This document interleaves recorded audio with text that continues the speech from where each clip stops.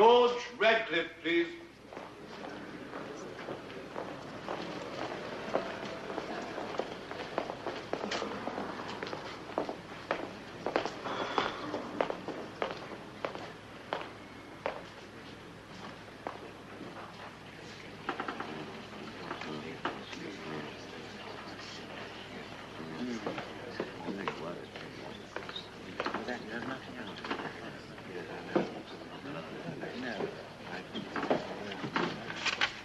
Silence! I swear by Almighty God that the evidence which I shall give shall be the truth, the whole truth, and nothing but the truth.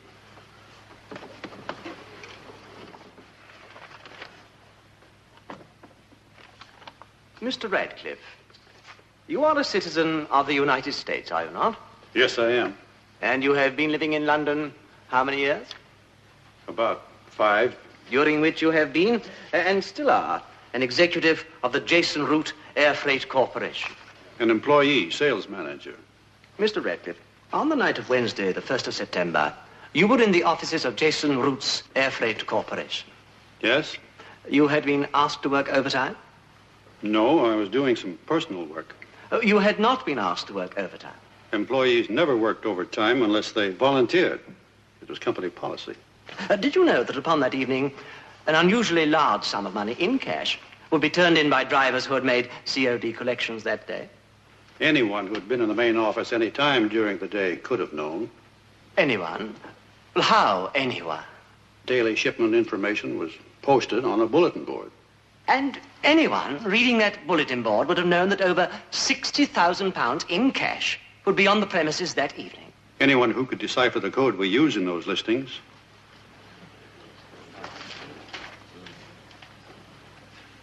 The man whose charge it is to post those listings, he would have to know the code, of course. Yes. Would you tell us the name of the man who, on Wednesday, the 1st of September, was in charge of posting?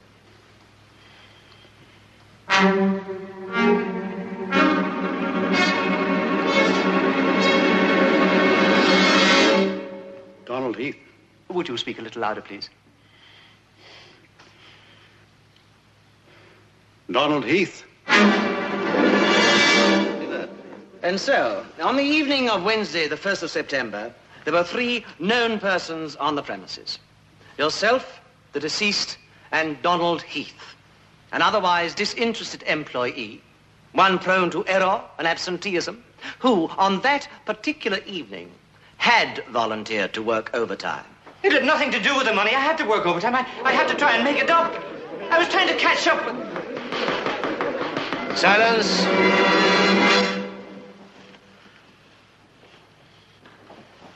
Mr. Root and yourself were aware of one another's presence.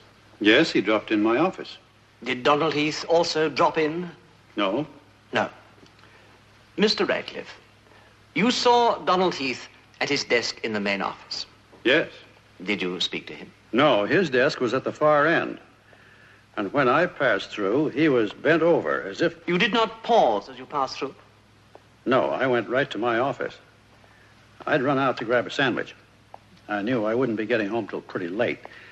And as I was coming back, I remembered I hadn't called my wife to tell her I wouldn't be home for dinner. I wanted to call her quickly to tell her to go ahead and eat and to apologize. And as I started dialing, I heard Root call me. That you, Cliff? It could not have been Donald Heath who called you. He wouldn't call me Cliff.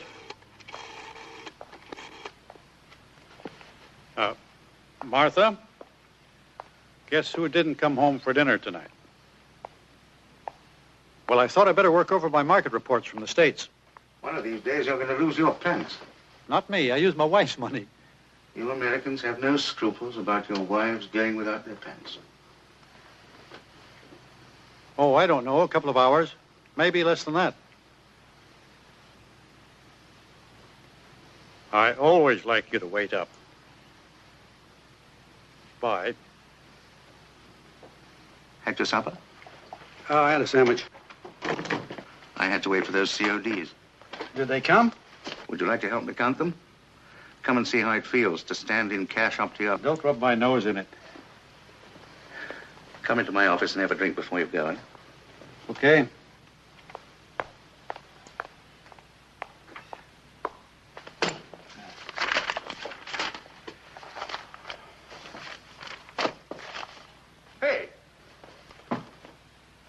Hey!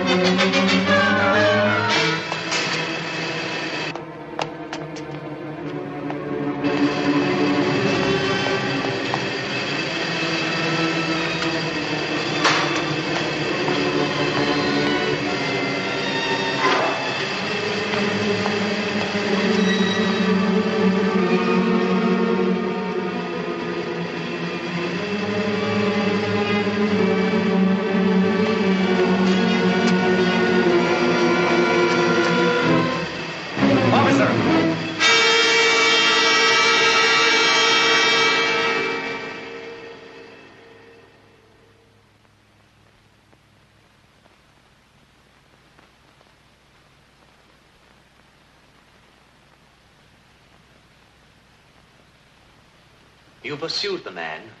You caught him. Thank you, Mr. Radcliffe.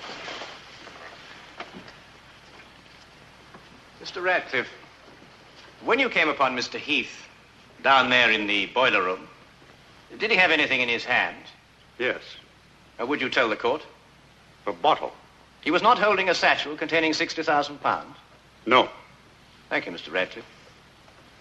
No doubt you've become aware in the course of the trial that the boiler room was searched, and searched again and again, but neither the satchel nor the 60,000 pounds were ever found. Yes. Yet you are certain that the man you saw run from the office of the deceased, a satchel in his hand, and the man you came upon concealed in the boiler room, a bottle in his hand. You are absolutely certain that these were one and the same man? Yes. Please think carefully, Mr. Radcliffe. You could in no way be mistaken. There was no one else down there. The officer and I made sure of that. I don't know what happened to the money. Forgive me, Mr. Radcliffe. I'd no intention of ruffling you. But do you not think it possible that the man with the satchel entered the boiler room and then went out again through another exit, while the prisoner, Donald Heath, had been down there all the time, in fact, for the whole time of the robbery and the murder? Might not such an explanation be possible? No.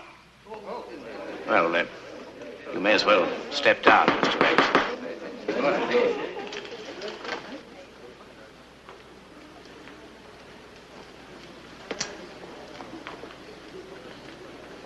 You didn't have to come, Martha. That jury's taking a long time. It's the money that's worrying them. Even in Old Bailey, you can't get away from money worries. I wonder what he did with it. Why doesn't he give it up now when it might mean his life? It's about the only thing that could make a man give up that kind of money. Your shoulder?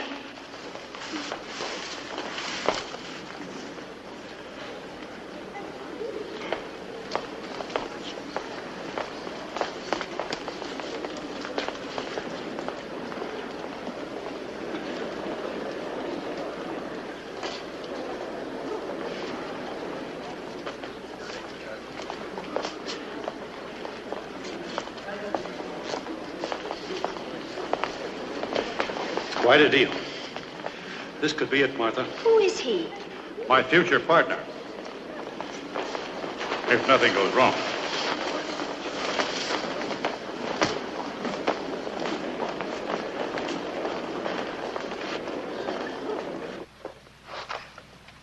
Yes, sir, we have. We find the defendant guilty. No. No. No, I swear to God, no. You've got it all wrong. Radcliffe. Radcliffe. God in heaven. the truth. You know I didn't do that. You know that, love. You know I didn't. Silence. Please. I'm sorry. Tell them, Radcliffe. Silence. It wasn't me. You know it wasn't me. It must have been you. Silence. It was you, Radcliffe. I didn't do it. It was he. He did it. You did it, Radcliffe. It was you, Radcliffe.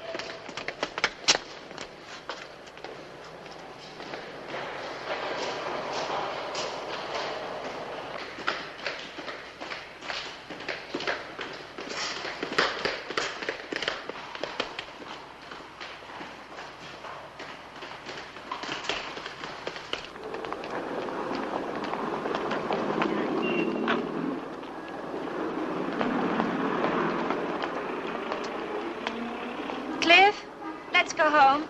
Martha, if you don't mind, I want to take a look at something. I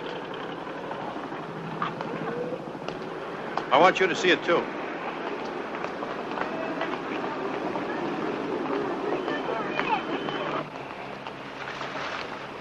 Now, there it is.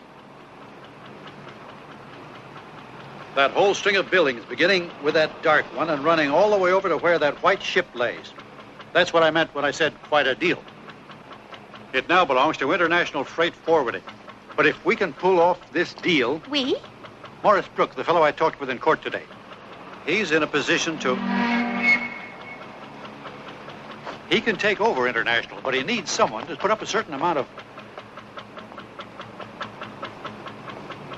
Wait here a minute, will you?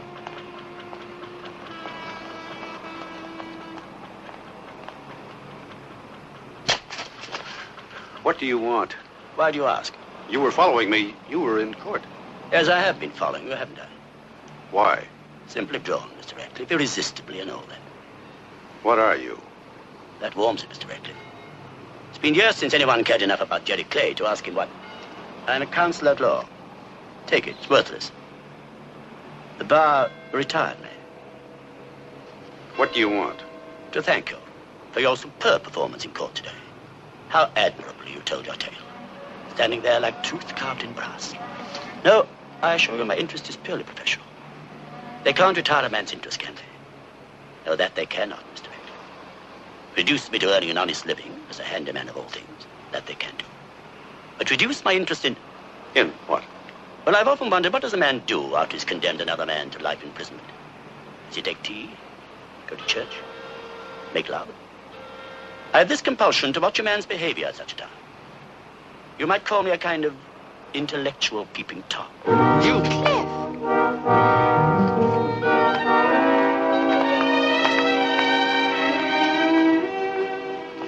Some kind of a nut. Did you hear what he said? You looked about to kill him. What did he say? Nothing. You're cold. Mm-hmm.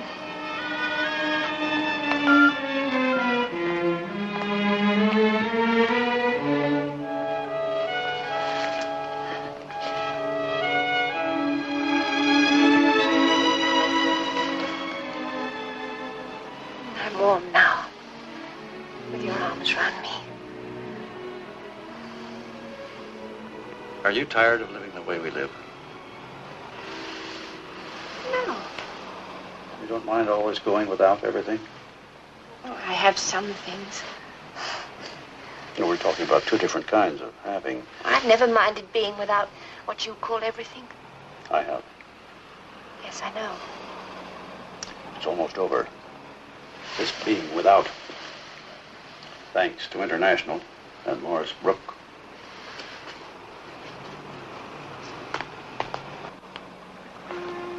Do you know how long I've been waiting for this chance, Martha? All those years in the States after the war and nothing happening, nothing. And then coming over here and more nothing. That man, Brooke, you said he needs someone with a certain amount of money? And the knowledge of the freight business. You have the knowledge. I have the money, too. You don't think I've been playing the stock market just to be playing with something, do you, Martha? Has something good happened? I've made a killing.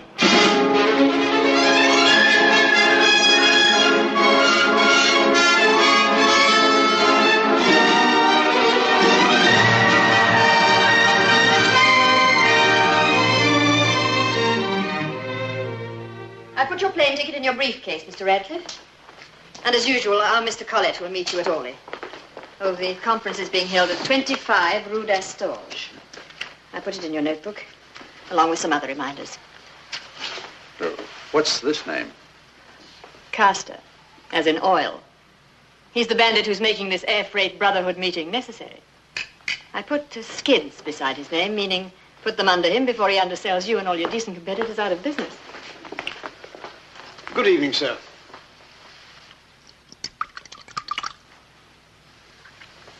Thank you very much, sir. Oh, incidentally, I recall your being dissatisfied with your hotel room when you went to Paris last year. Oh, no, it was the year before. Was that just because Mrs. Radcliffe wasn't along? How do you remember every little thing I tell you, Miss Osborne? You pay me well. Oh, Mrs. Radcliffe isn't going with you tomorrow, after all, is she? No, I'll just be gone a couple of days. I didn't leave you a reminder to send her flowers.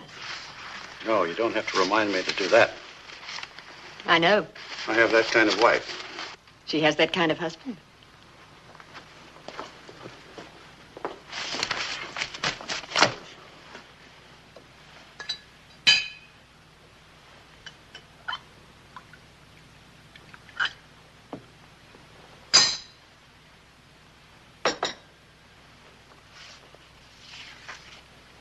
Happy night out, darling.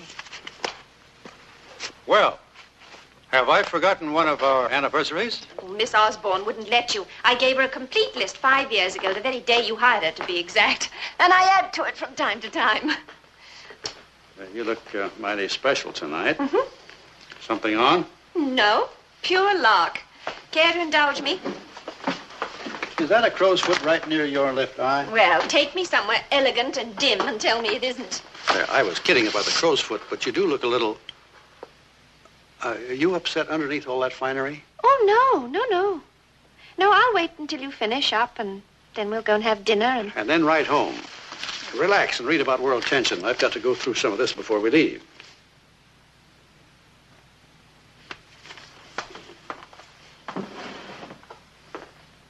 Miss Osborne, if the shipment Cliff, goes by sea, we'll be hit. have you read this story? I haven't seen the news yet. Well, they've been talking about it on television all day. They've even shown films of the place where it was found, abandoned. What was found? A mail bag full of letters. Oh. It was one of the bags stolen in that mail train robbery about 5 years ago, remember? The bag was untouched. They assume the thieves hid it and never got back to it. Cliff, do you know what they did, the postal authorities? The letters were all perfect, unopened. So they simply marked them delivery delayed and sent them on, just as if there'd never been a robbery.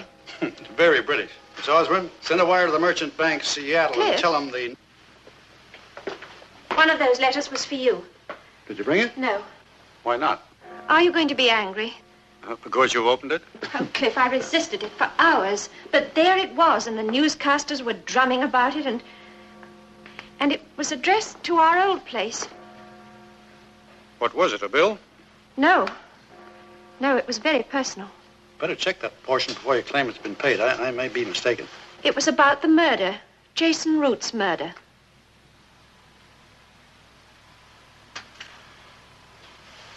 Where is it? I threw it away. Where? I thought the first thing you'd ask is why. In the wastebasket in your room. All right. Why? Because of what it said. What did it say, Martha? Radcliffe, you killed Jason Root.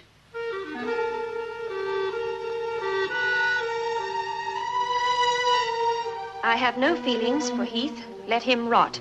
But I do feel for that £60,000 that you helped yourself to. And my feelings should be worth £30,000. Get it to me within 10 days or I'll go to the police. And it was signed Jeremy Clay, Box 211, London. You know what I think? You believe it. Oh, Cliff, don't even joke. It's nothing but blackmail. Who's the clown that found the mailbag? He threatened to go to the police if he didn't hear from you in 10 days. But you never got the letter, so he couldn't have heard from you. And he obviously didn't go to the police. He didn't write again or call, did he, Cliff? This is really bothering you, isn't it? No. Well, yes. Yes, it is a little bit. I'm not in the habit of getting letters that accuse my husband of being a thief and a murderer. You didn't receive this one, Martha. Anyway, Cliff, I figured out the dates, and the dates prove that it isn't true. The trial was 6 years ago, the robbery 5. That means the letter was written a whole year after the trial. Now, if this blackmailer knew about you, why did he wait so long? You mean if he knew I was a thief and a murderer? Oh, Cliff, please. He waited because at the time of the trial, you didn't have anything to be blackmailed for, and there was no reason to think you had stolen the money. And killed Root. Then a year later, he must have read about you and Morris buying out International and figured... And figured I'd mourned Root for a decent interval and then used his cash to buy this big plush world we live in. It was just about a year after the trial, wasn't it, Martha? And they never did find the money. And that kind of puts me smack in the middle of one hell of a coincidence, doesn't it? Yes, Cliff, but that's all it is, isn't it? A coincidence. A hell of a coincidence.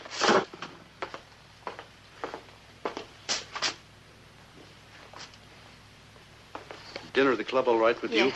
Yes, of course.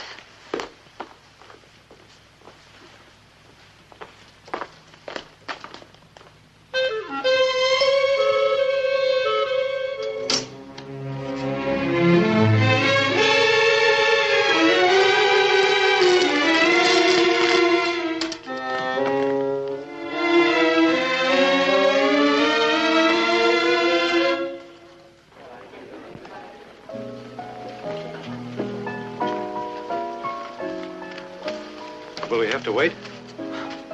Your usual table is... I'm sorry we didn't expect you tonight, Mr. Radcliffe. Would 35 minutes do? We'll wait at the bar.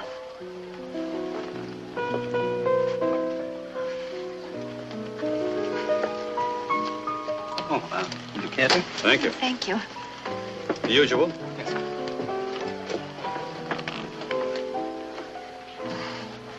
You're not going to let a little 5-year-old blackmail spoil your dinner, are you? Let's not talk about it anymore, Cliff. I threw away the letter. You got rid of the spool. I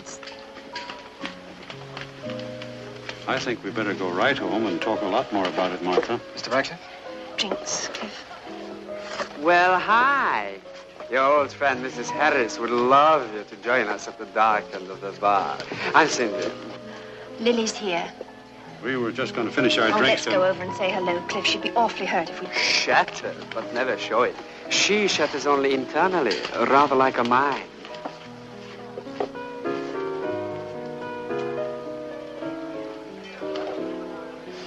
Darling.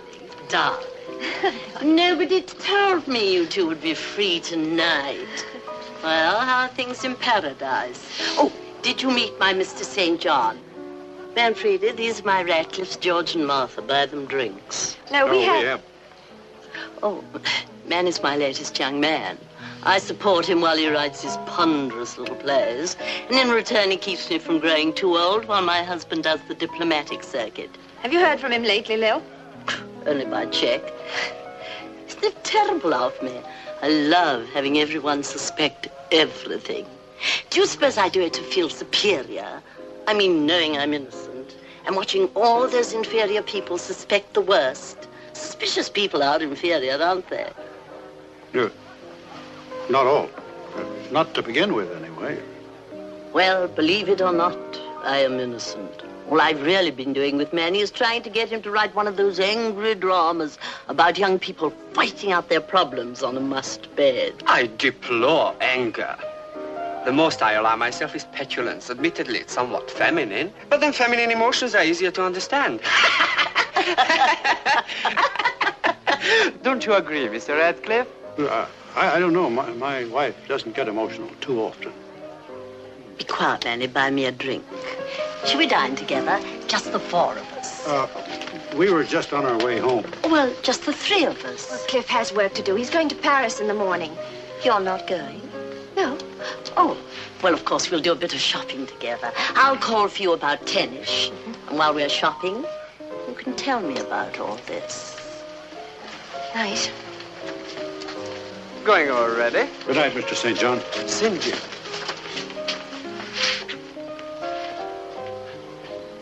Trouble in paradise.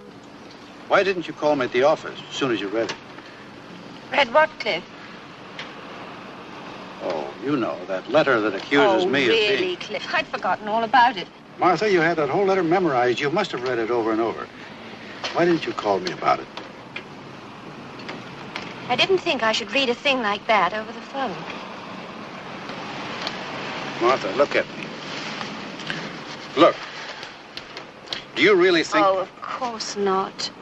You're my husband, and I love you. You couldn't be a murderer.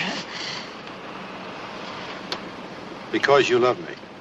Well, I couldn't love you if you were guilty of such a thing. No, Martha. You couldn't think I was guilty if you loved me. I love you.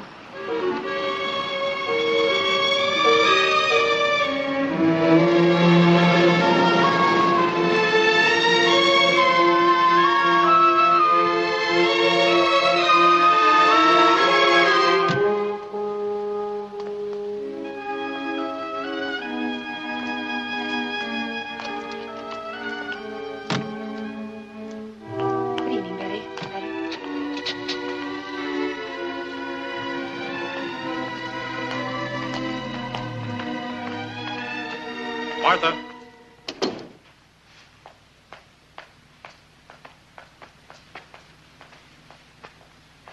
That letter gave you an awful shock. If it hadn't, you'd have called me and we'd have laughed about it. Yes, I know, Cliff, I know. That's the way I wanted to feel. I'm sorry. All right.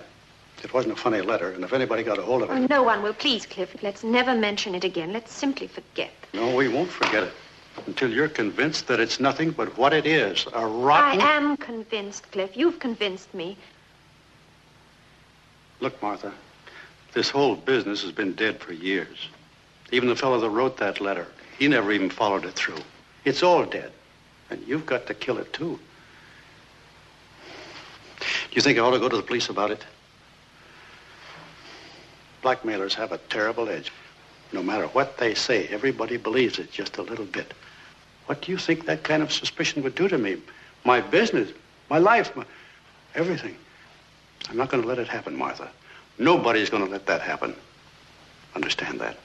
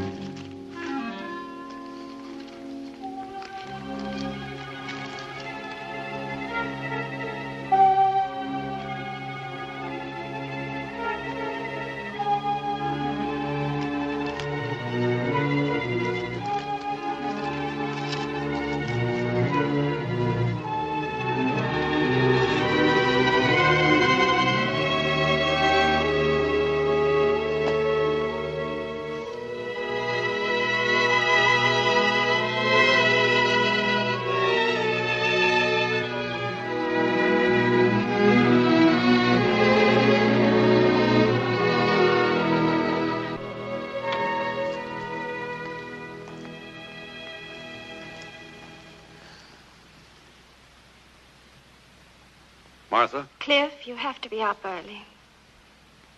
You know how we are when we start talking. All at once, it's morning. We never did get around to dinner. I'm not hungry.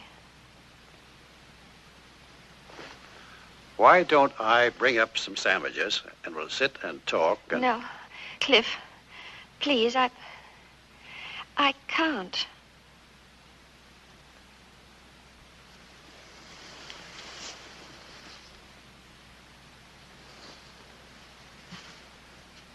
I can't believe this. We've been married too many years. We know each other. We know everything about each other. Do you think a woman could live with a man, can sleep with him and not know she's sleeping with a murderer? Do murderers make love differently?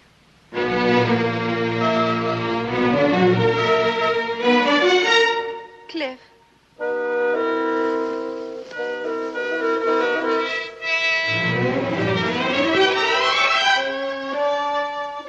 I'm sorry. And you're right. I'd know, somehow. Come to bed. If you doubt me now, Martha, it's because you've doubted me for a long time. Maybe since I made all that money. Maybe before that. Maybe since the trial. Oh, no.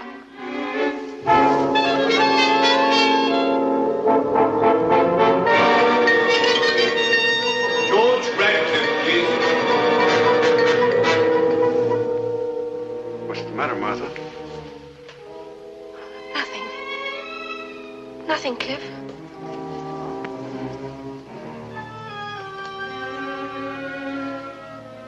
I have that work to finish up. I think I'll sleep in the study so I won't disturb you.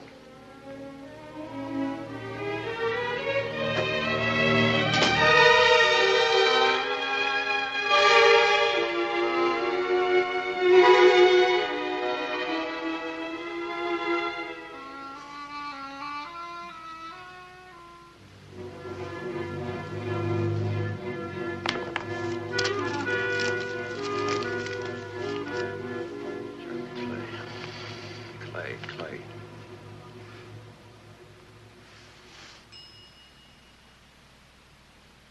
Information. Do you have a listing for a Jeremy Clay?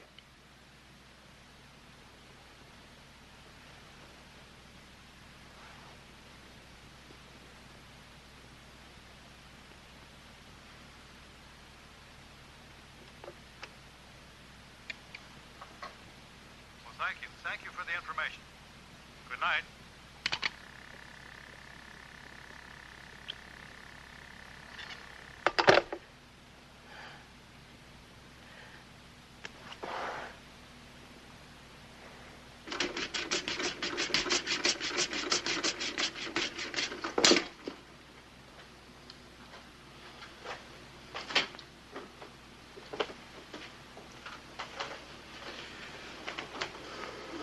Cut yourself.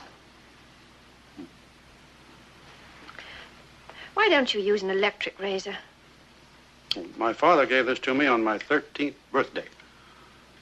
Did you need it at that age? Well, I've always had more than my share of whatever they call those male things, hormones or something. Yes, I've noticed that about you often. Anyone hearing us making this self-conscious small talk would think we'd spent the night together. You packed? Last night. Didn't you work? I'll try on the plane. I didn't go to sleep right away. I almost called you, but I thought you were working. I heard you on the phone. You want to know who I called, don't you? I wanted to last night. I'm not very proud of it. You're acting like a wife who's just begun to suspect a mistress. Only your suspicions are worse. My suspicions? Aren't you? Suspicious? I don't know. If I'm acting like I am, it must mean I am. At least a little. You can't be a little suspicious, Martha. It's like virginity. No degrees. You either are or aren't.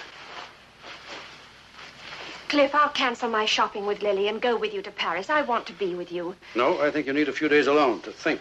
Oh, but I don't want to. Well, do.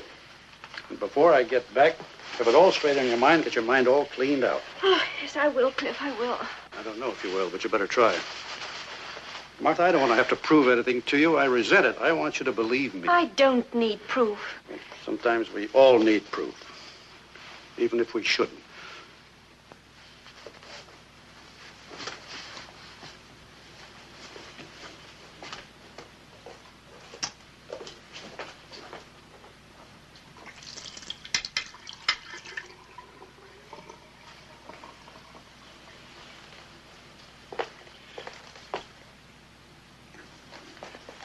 Throw that in my bag.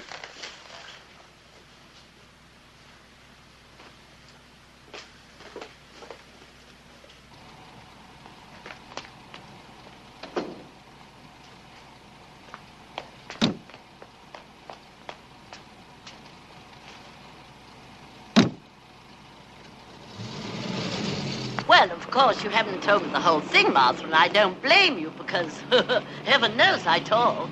But I do think The last place in the world to allow a man to go off to, even when relations aren't strained, is Paris.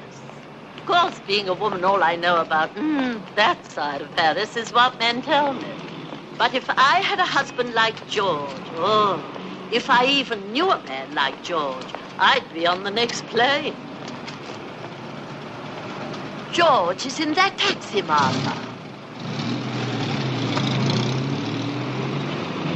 Lily, please don't play pranks. Pranks? George is in Paris. I saw him in that taxi. No, Martha, George is not in Paris.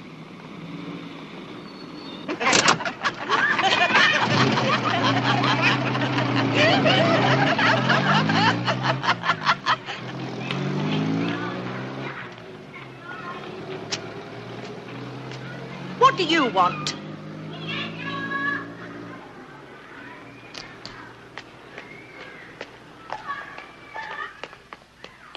Who gave you the right to come barging in here?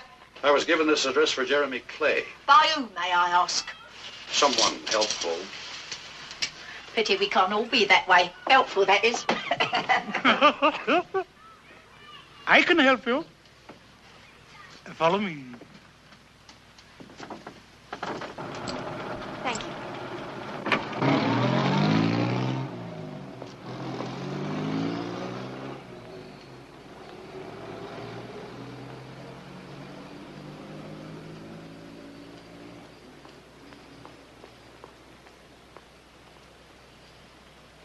Jim? I'm sorry I can't ask you to sit down. Do you know where I can find Jeremy Clay? Well, I said I did, didn't I? Oh, sit on my half of the bed. You see now why my wife left me? She said she didn't mind going without board, but at her age she really wasn't going without bed. The lusty creature. Look, I'm late. Bibliomania, it's called. That's what I have. Where can I find Jeremy Clay? Now, we'll come to that later. I started my collection with Bibles and then worked from holy selectivity all the way down to what is known as books of an unexpurgated nature. The kind that nice folk think you can only buy in Paris. Which brings me to Mr. Clay. He had a strong fancy for such literature, and when he lived here, he used to pop in and leaf through them. Where is he now? Finally married. And not wisely, but fairly well. A woman who owns a bookshop the next street across the road.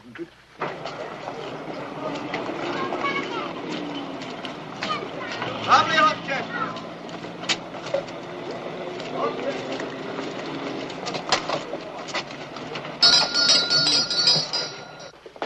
My wife said you wanted to see me, madam. Oh, no, it was nothing important, Jim. I just wanted to know if Mr. Radcliffe got off all right. He seemed to, ma'am. Was his plane on time? Yes, I think so.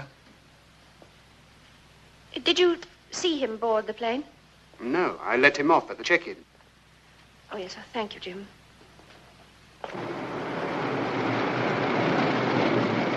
Taxi! London Airport, quick!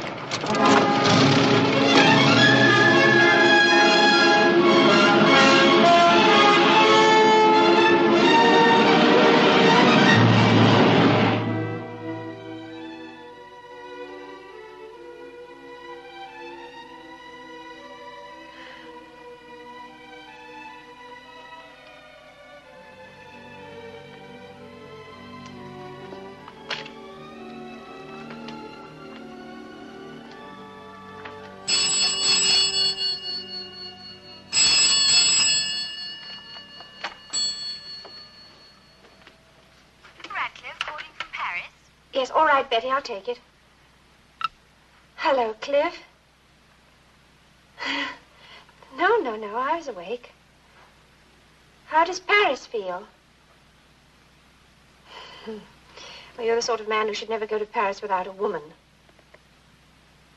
Yes, of course I miss you tonight. I missed you today, too. Oh, well, it's probably only one of Lily's pranks, but she said she saw you in a taxi today, in town. Do you think Lily would play that kind of a prank? Are you still on, Martha? Say, look, I've got to get this conference started. I'll call you in the morning. Oh, Cliff, wait. I can't seem to simply ask you directly if you were in London today. I'll call you in the morning, Martha. Good night.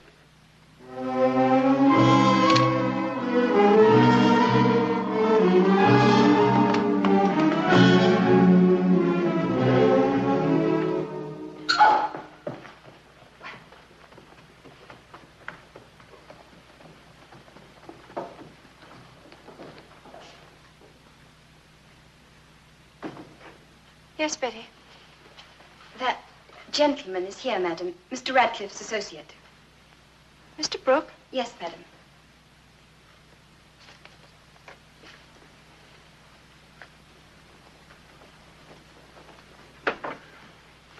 Ah, I'm sorry to barge in like this, Martha, without calling. I know you prefer to respect the formalities. What are you doing in London? Business? It must have been very vital to pry you out of your New York. It is very vital. George is in Paris. I know. Would you mind airing out the guest room? Miss, will you take my bags, please? Now, these jet flights are all very fast and practical, but you tend rather to wind one up. My hat and coat, please. Would you, care to unwind me, Martha? A drink would help.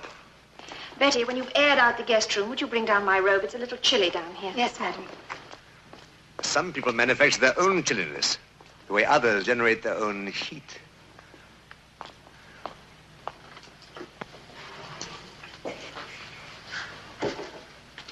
Martha, you're the perfect hostess. Even though you may not care for a guest particularly, you remember what he drinks. How did you know George was in Paris? He told me. Last night, when he called? Did he call me last night? How did you first meet George? How? I'm not quite sure I remember. Quite naturally, I suppose. I'm a born promoter and George an intrepid gambler. It's quite natural we'd meet sometime, someplace. When? What do you mean, the precise day? Yes. The day I had something grand to promote, and George had something grand to gamble with. You'd make a very poor witness, Morris. You never answer directly. Oh? Am I supposed to be in the witness box? I think I'd better be going to bed. What a lovely way to end mere conversation. A perfect hostess would show me to her room. I'd rather not be perfect. You can't help it. Now, please, Morris. You know, I think you rather enjoy it. Enjoy what? Treating me with this passionate animosity. You can make even animosity sound provocative. Now, come on. You needn't actually fawn over me, but you might show a tiny glimmer of gratitude. After all, I'm the gentleman who took George by the hand and led him into the plush life. I cannot imagine anyone leading George by the hand. Not now, perhaps, but once upon a time he was the most desperate fella. You mean before the murder? Who's murdered here? Jason Root? There are many ways a woman can show gratitude. Oh, Morris, please stop it. I'm after a bit of sweetening. My drink, I mean. You know, if I told Cliff... He'd be very cross. He'd smack my hand. He'd kill you. George? Come to think of it, did he once tell me he wouldn't hesitate to kill me if I double-crossed him over our little deal at International? But I'm sure he wouldn't do it over anything as casual as passion. Excuse me, madam. Here's your armor.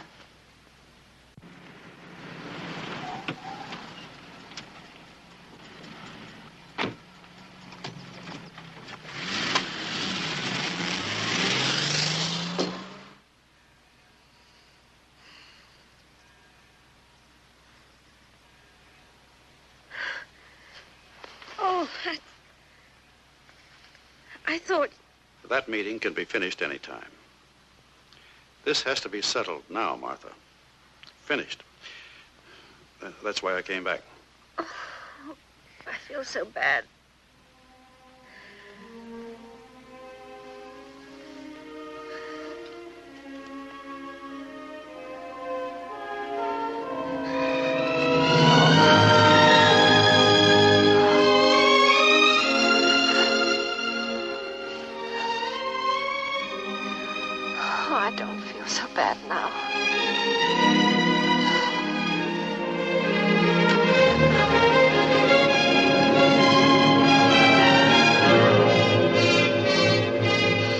I was in London yesterday. I don't care, Cliff.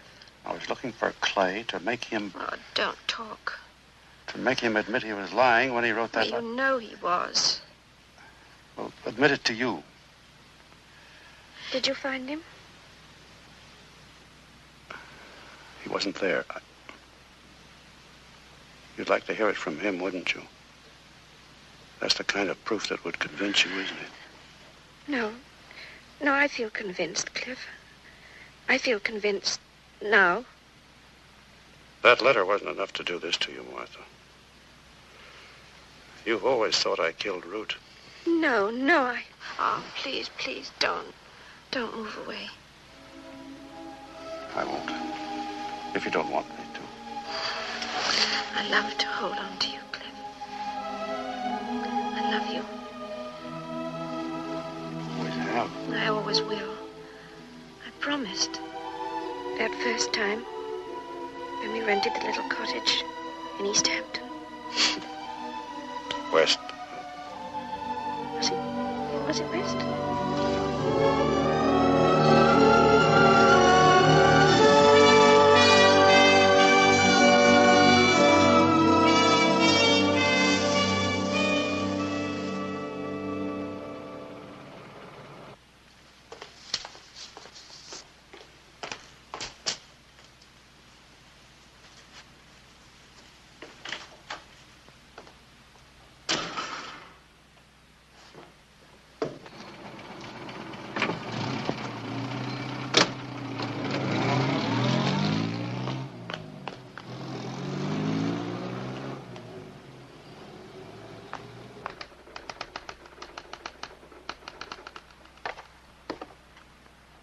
May I help you? Would I be permitted to look at the files of a trial? A murder trial? If you could give me the details. This lever will adjust the focus for you, madam. And to raise the columns, use this dial on the left.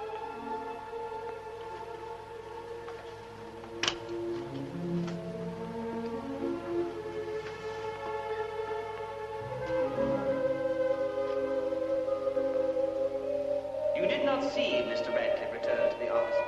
No. That part must be like he said. He must have gone past while you were doing what, Mr. Heath? Searching in my desk for a medicine bottle. You kept medicine in your desk drawer. Have you a recurrent illness, Mr. Heath? Yes. I'm an alcoholic. And in your medicine bottle you kept? Whiskey. I'm not trying to deny... Indeed you are not. You seem, in fact, to be attempting to build your entire defense upon your alcoholism. You found the bottle? Yes. And? Well, I knew that Mr. Root was in his office. Indeed. But I had to... I couldn't go on and work my overtime without at least... I didn't want to be seen by Mr. Root, so I did like always. Which is? I slipped out and went down to the boiler room before Mr. Root was killed. Of course, no one saw you slip out before Mr. Root was... Well, I don't know. Maybe somebody did. Maybe Mr. Radcliffe did. He saw me at my desk. Maybe he saw me slip out, too, before the murder. Mr. Heath, throughout my questioning, and throughout the questioning of your own counsel, you have deliberately and blatantly attempted to cast suspicion on Mr. George Radcliffe. Well, he was up in the offices. I wasn't. I was down in the boiler room. We all know he was in the offices, Mr. Heath. We also know that Mr. Radcliffe, in the company of a police officer, pursued you to the boiler room. Well, then he was chasing somebody else. It wasn't me. Somebody he knew, maybe. Maybe an accomplice. But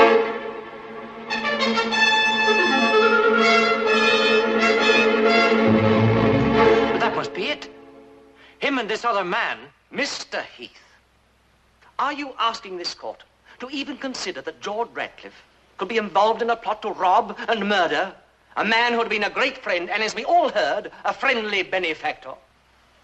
Mr. Heath, after observing this inhuman, immoral effort you are making to save your own neck, I doubt if there remains in this court one person who can continue to believe in your protested innocence. I can.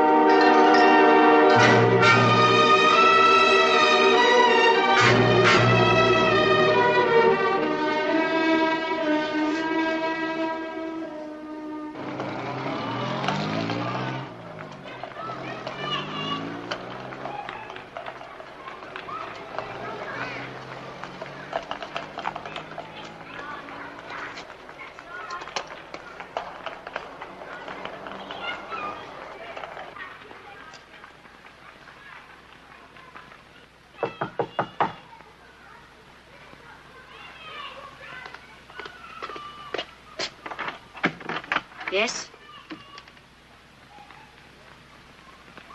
Mrs. Heath. Oh, may I come in? I thought I'd never forget your face. Any of those faces. Funny how I almost did. Well, what do you want? Please, may I?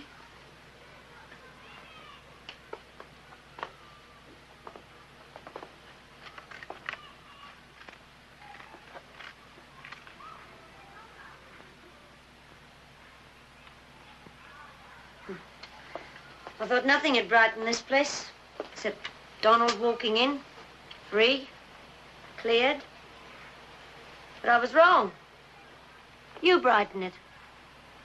With your clothes, your hair, your complexion, and your jewelry. Mrs. Heath. How did you find me?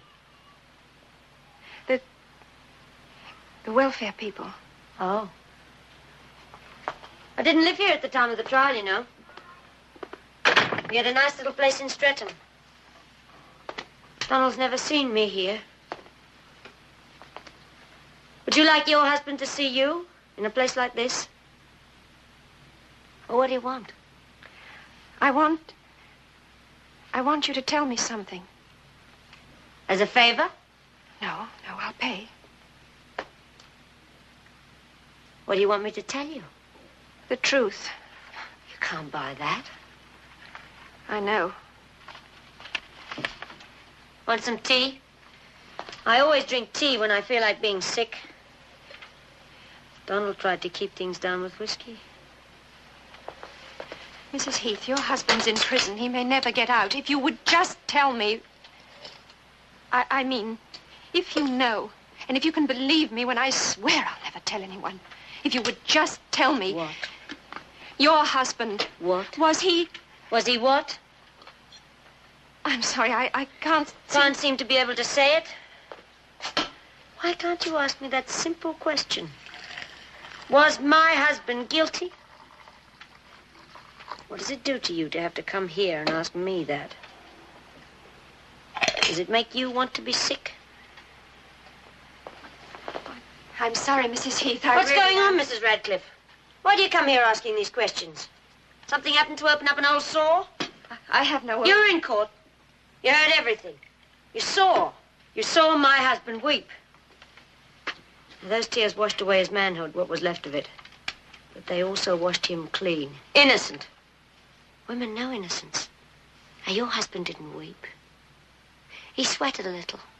And sweat doesn't clean. You knew even then that he was guilty.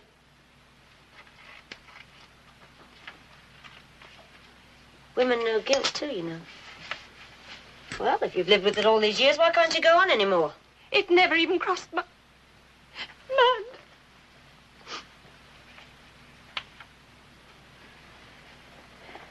They said they'd review his sentence if he told them where the money is. You think he'd let us live like this?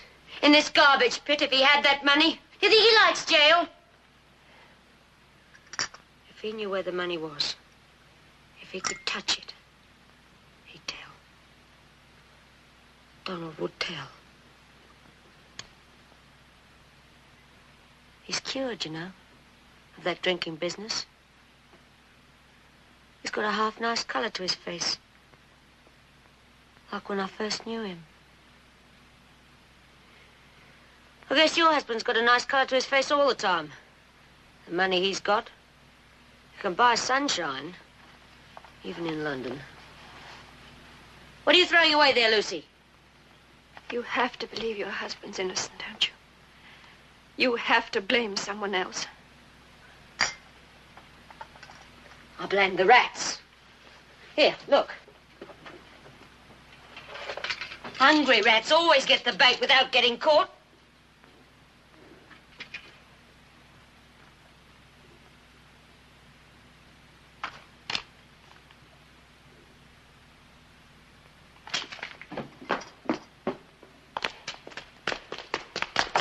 Buy the truth. I meant you could have it free. Now you've got your truth. What are you going to do with it? Drink it down every day and sleep it away at night? You think drink will kill it? Or love? Try it. Lie in his arms. Let him love you. Let him touch you with his hands. Murderer's hands. Let him kill the truth for you. Just the way he killed Jason Root and my Donald. And maybe someday he'll kill you too.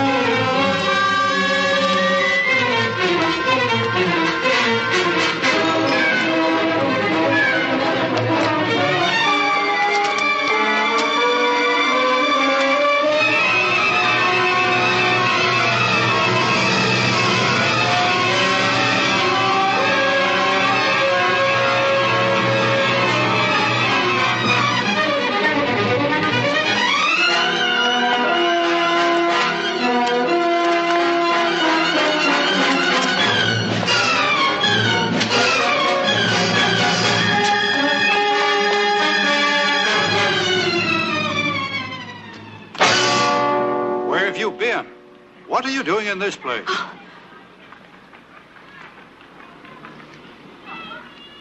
Martha, what are you doing? Oh, Cliff, she looked so terrible, So you wrote out a check. How do you think this would look if it got into the wrong hand? Oh, Cliff, Listen, don't you realize my testimony sent Heath to prison? Now I give his wife money. What kind of money? Conscience? Hush? What kind? I don't know. What kind of money do you have? This could ruin us. What kind of money? Martha. Tell me, where did you get that money? We'll talk about this at home. No. Right here. Now. Cliff, where? I told you I made a killing. Oh, I know that phrase. Down the years, it's made bad dreams. In the stock market, Martha. I explained it to you. That day by the river. Remember the day I showed you International? Yes, I know. I remember the day of the trial you explained. Yes, I know. You didn't understand? Yes, oh, Cliff, I don't understand stocks and takeovers. Cliff, did you explain? What did you explain? Tell me. I have the papers at home. Notes, receipts. I'll show you how I did it. Tell me. I borrowed. I bought. It was a gamble. I put us in hock for the rest of our lives, Martha. On a tip from a man in the States I'd never even seen. I'd only talked with him on the telephone. I had to take the chance. Brooke was waving that deal in front of me. I needed a lot of money. It was a gamble, Martha. Nothing more. It sounds so... Oh, why can't I believe you? You still can't? Oh, Cliff, take me home. Show me the papers, the receipts, anything. I wish I didn't have to be shown, but I hope I can find them, but maybe they're in my office, in the files. Then just take me home. I'll get them tomorrow? Yes, tomorrow.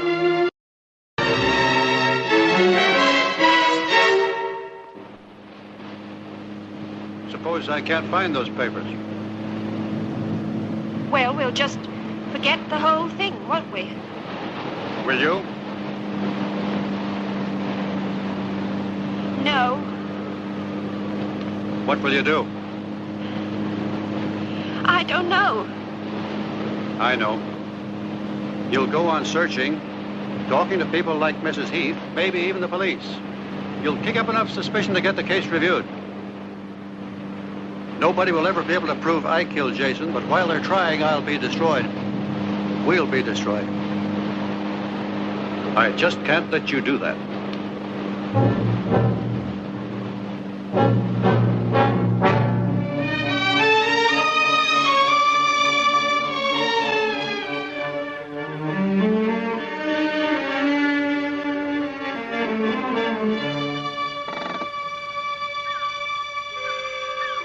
I needed that drive.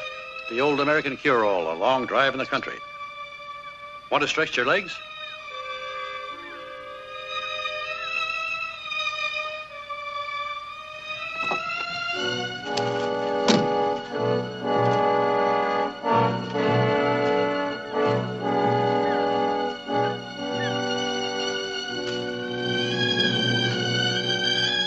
on, feels good. No, I'm all right, Cliff. Stretch them for me.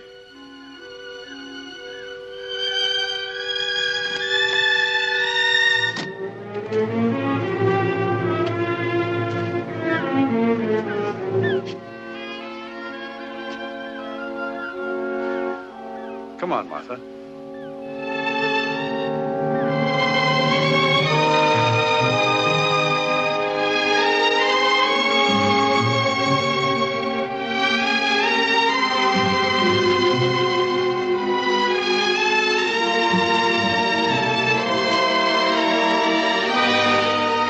We never did buy that cottage in East Hampton.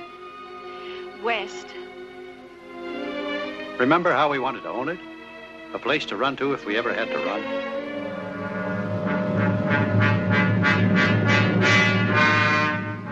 Let's go home.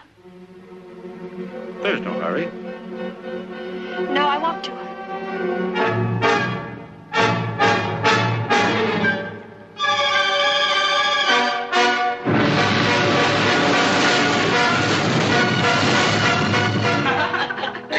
Oh, we're doing shocking things to your liquor supply. Come and help us.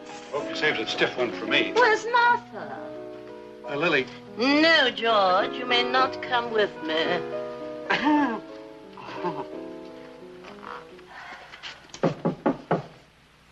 Cliff? It's Lily. Oh, Lily, come in.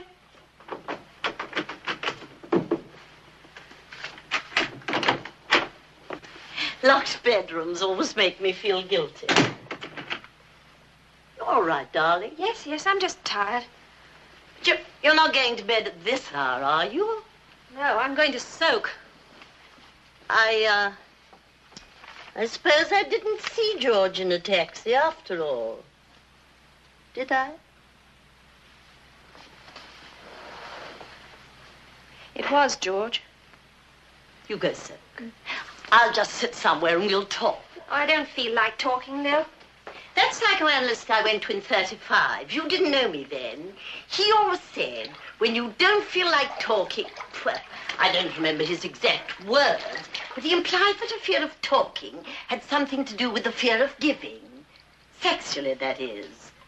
You suspect George of giving? No, taking. Oh. Martha, what is wrong? Oh, I don't know. Me, I suppose. Oh, if you're all ready to blame yourself, then I know exactly what's wrong. But it isn't necessarily true, you know. It is always the wife's fault if the husband strays. I mean, even some unmarried men stray. You sure? No. You only suspect? Yes. Suspicion. The black plague of our middle years. Ugh. The things that can make you love men. What? Oh. Oh, that's just one of those little things that grow between a man and a woman who live together. What are you talking about? His razor. I always wash it for him. I left in such a hurry this morning. Well, there is one consolation, Martha. Eventually, whatever they're doing, and regardless of whomsoever they may be doing it with, it's over. Yes, it must be nice to have it over with.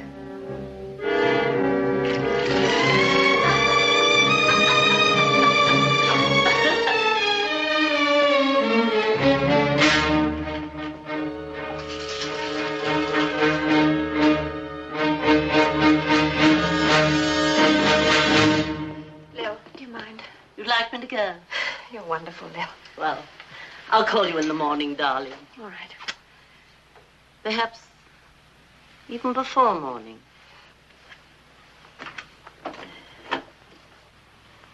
Run out of girl talk? Oh, run along and say our goodbyes to George, Manny. He's gone. Taking the other fella to the airport. Sure you got that business straightened out, huh? Did my best. Thanks. We're in good shape. Nothing can hurt us. Well, I can't think of anything ordinary that could hurt us. Anything out of the ordinary, prevent.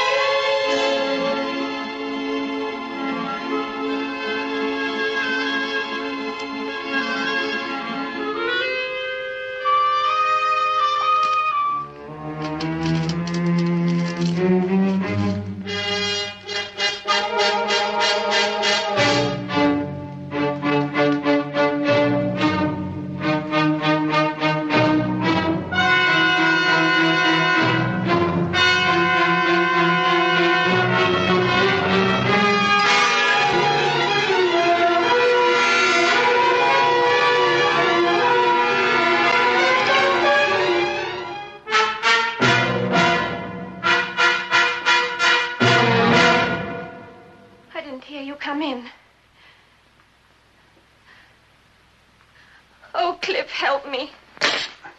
How? Help me. How? I feel in the middle of some place, high and empty. I'm frightened. I've always been so closed in, Cliff. I've always had strong arms around me. Even you. We didn't even know each other, and you put your arms around me, and all these years you've never taken them away. Right from that moment until now. They're still around you, Martha? No. No, I've moved out of them. I can't find those papers, Martha. I must have left them at the office. Oh, never mind, Cliff. You don't want to see them? I don't care. I don't want to care, not about anything.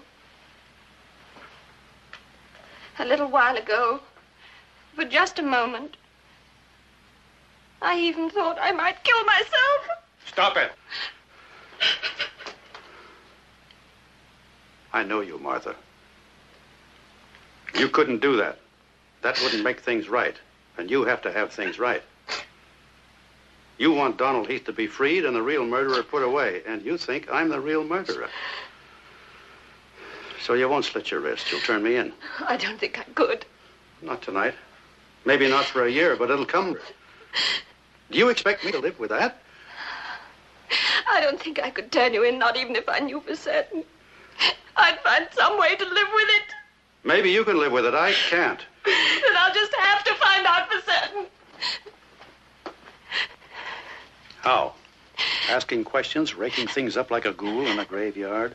Martha, forget it. I can't. Martha, you don't know about murderers. Should I? But what if Heath is innocent?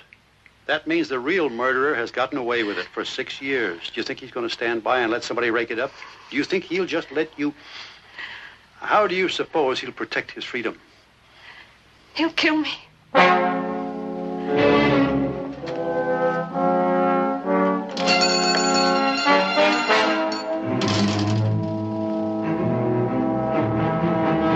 Yes? Oh, Can I help you, madam? is Mr. Clay here? Mr. Jeremy Clay? In the back. Pay me when you leave. Thank you.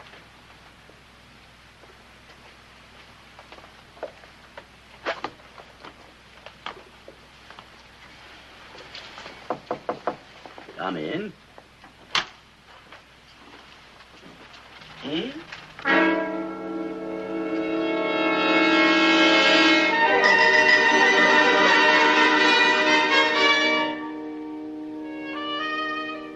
I'm Martha Radcliffe.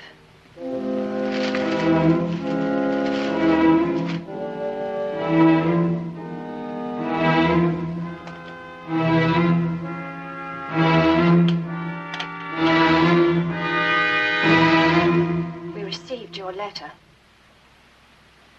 And after all these years, you've decided to do something about it. We only just received it. It was in that stolen mailbag. And I thought he didn't answer me because it was plain brassy, calling my bluff and all that. He never even received it. That takes the bun. It was a lie, wasn't it? Your letter. Blackmail. Does he intend doing anything about it? Somebody has to do something about it. Blackmail is a vicious crime. Punishable by law. But you know about Mrs. Radcliffe? I don't think her husband is going to tell on her. You plan to? Yes. Then I shall be punished. Not only for blackmail, mind you, but also for withholding evidence. You see, I didn't come forward at the trial, as the saying goes. I knew the truth. I couldn't have attempted blackmail without knowing the truth, could I? What truth? Your husband murdered Jason Root. That's why I was afraid to press him. One is careful about harassing a murderer. Oh, Cliff. And I must admit there were many times when I was tempted to press him. I could have used the money. Once or twice I even strolled by that cozy little cottage of yours in Regent's Park. I paused by the gate, looking, petting the brass gargoyles, brass. Everything about your husband's brass. Does he know you've come here? No, he's left. Left you? Left you alone with all this terrible knowledge? I don't believe you. Think clearly, Mrs. Radcliffe. If I'm arrested for blackmail, your husband will be arrested for murder. Don't think I won't tell them everything. They won't believe you any more than I. Everything, Mrs. Radcliffe. In splendid detail. Exactly how he did it. Exactly how I saw him do it. You saw him do it? I had no right to be there, of course. I didn't work there anymore. I had worked there. They were glad to have me at first. After all, a former lawyer does make rather an elegant handyman. You were there? Yes, they were quite glad to have me. Till the day they caught me helping myself to that fine store of bourbon whiskey Mr. Rook kept in his office. Then they had to let me go. Now and again I'd steal back. At night, of course. Not that I ever drank the stuff. I merely sold it and spent the money on more exotic vices. And you let them convict an innocent man? Would you rather I let them convict your husband? Don't think I didn't feel a twinge now and again for poor Heath.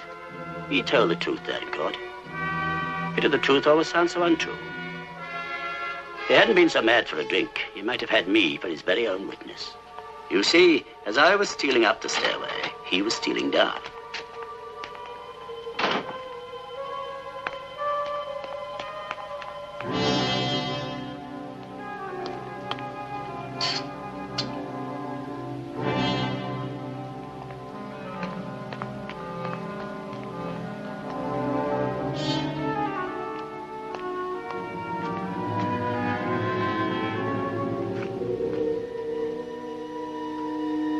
Come into my office and have a drink when you're finished.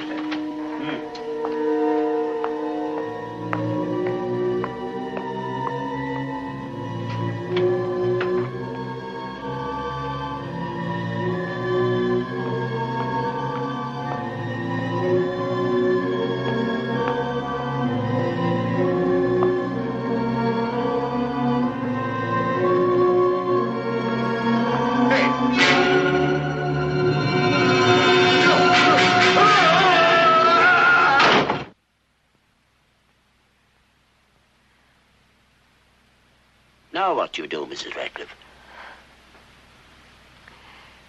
I've already thought of killing myself.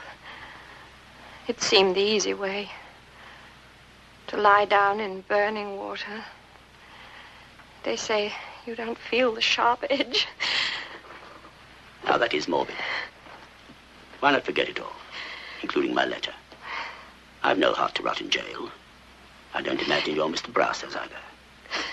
Just be thankful I didn't come forward. Oh, you should have. It would have all been over by now. But I didn't. We've all lived happily ever after. We'll continue to, won't we? Oh, won't we? Oh, Mr. Radcliffe. Mrs. Radcliffe called. She's called several times. See if you can get me on a plane to New York, Miss Osborne, tonight, if possible. But Mr. Radcliffe, your wife. It sounded urgent. Yes?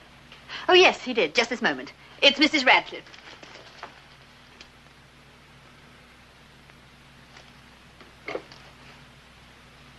Martha? And I believe him. You called me back to say that. I couldn't not say it, Cliff. And now Clay has you convinced I'm a murderer. Now you think you can live with it. I want to. I married all of you, Cliff. And I'll never mention it again. I'll never even think of it. No? I'll put it away wherever people put things like this. Wherever these things are hidden. Of course you'll never tell anybody. No, never. Cliff, I swear.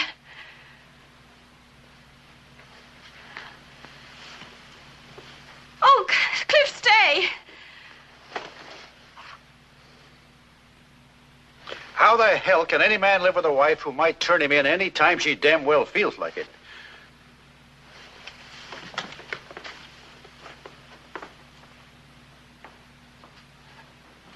Cliff, I had to believe Clay. He wasn't lying. He wouldn't have admitted being there just to build up a lie. He said he was there? Yes. He saw it happen.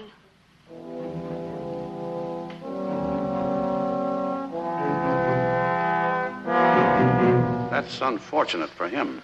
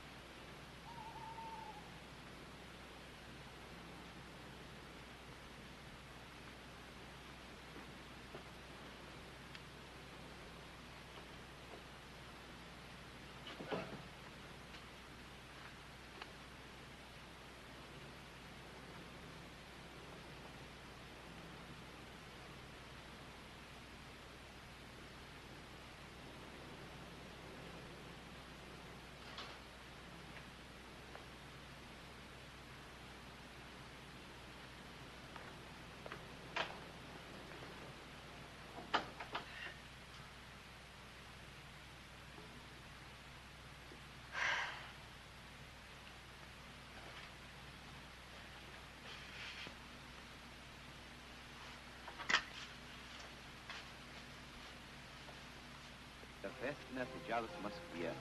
В Большом зале консерватории собрались представители общественности столицы.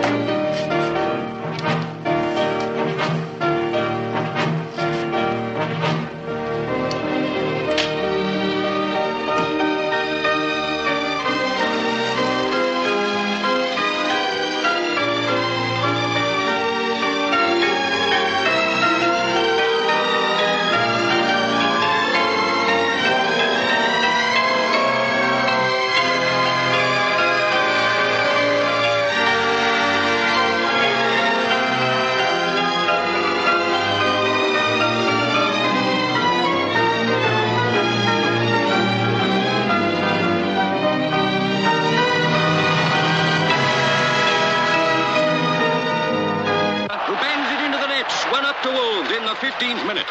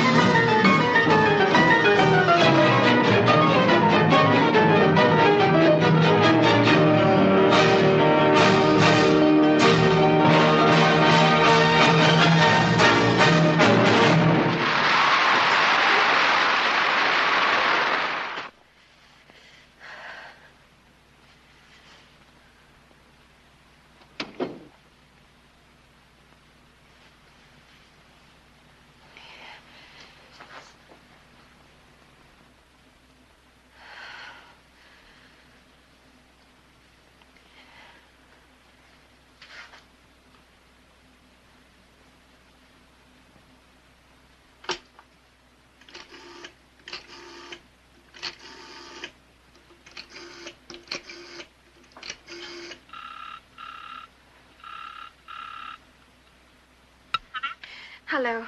Lily? Lily, I'll call you back.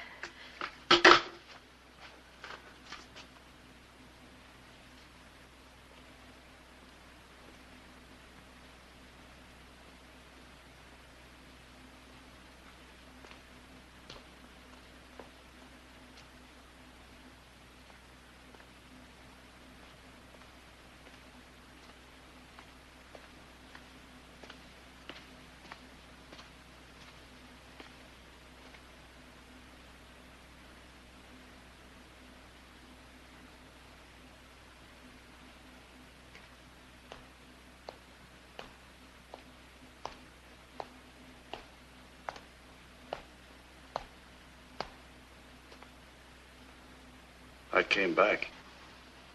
Yes, I knew you would.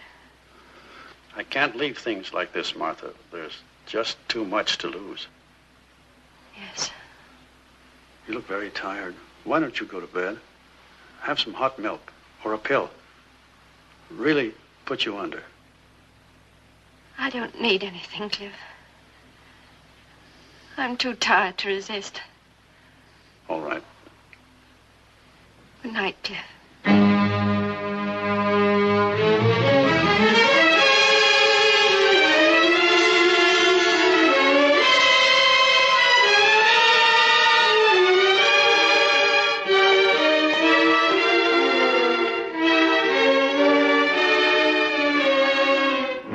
Coming up.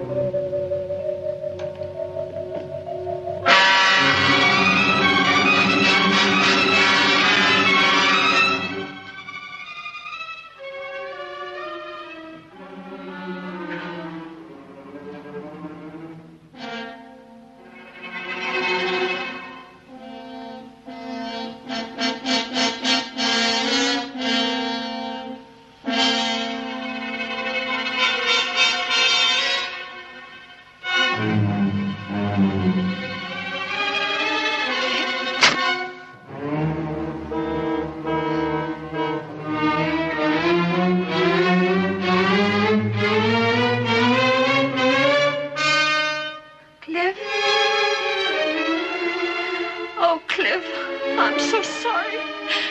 It breaks my heart.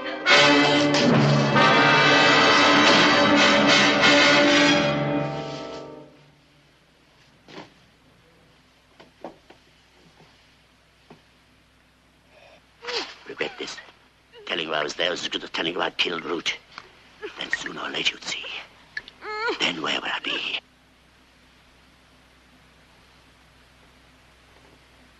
Relax. This is the easy way. Remember you said, lie down in burning water.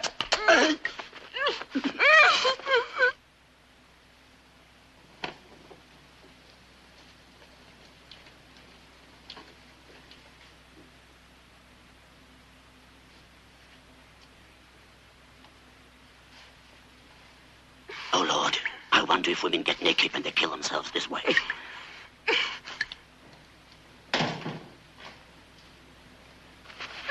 Don't tense. There. I told you too much today. I always tell too much.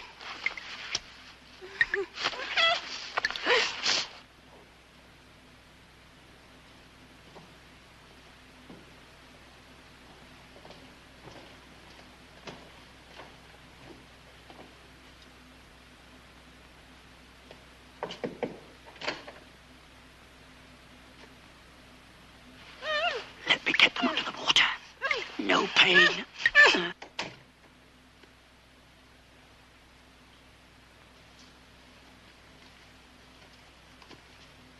Afterwards, the clothes. Afterwards.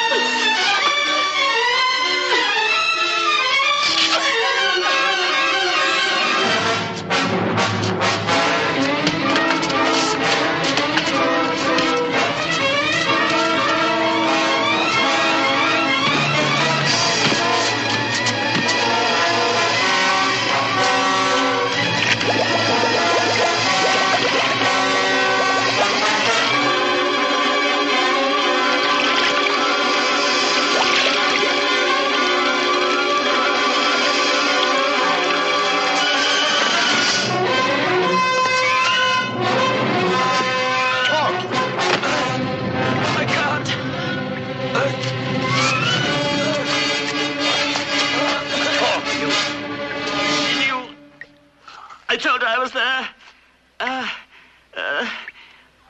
I'd gotten away with murder for years and years, but I was free.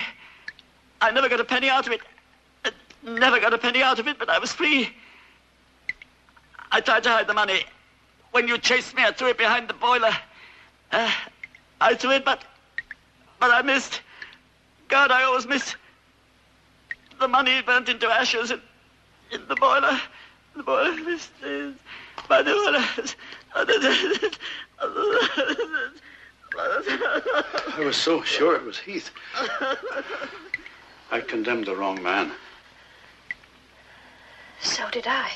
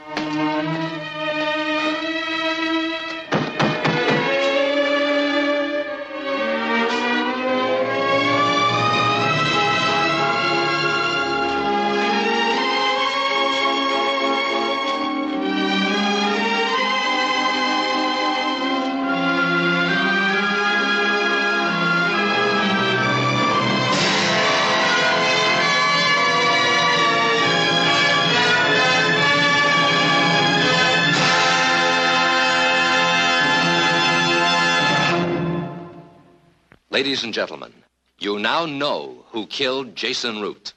Please do not reveal this secret to anyone.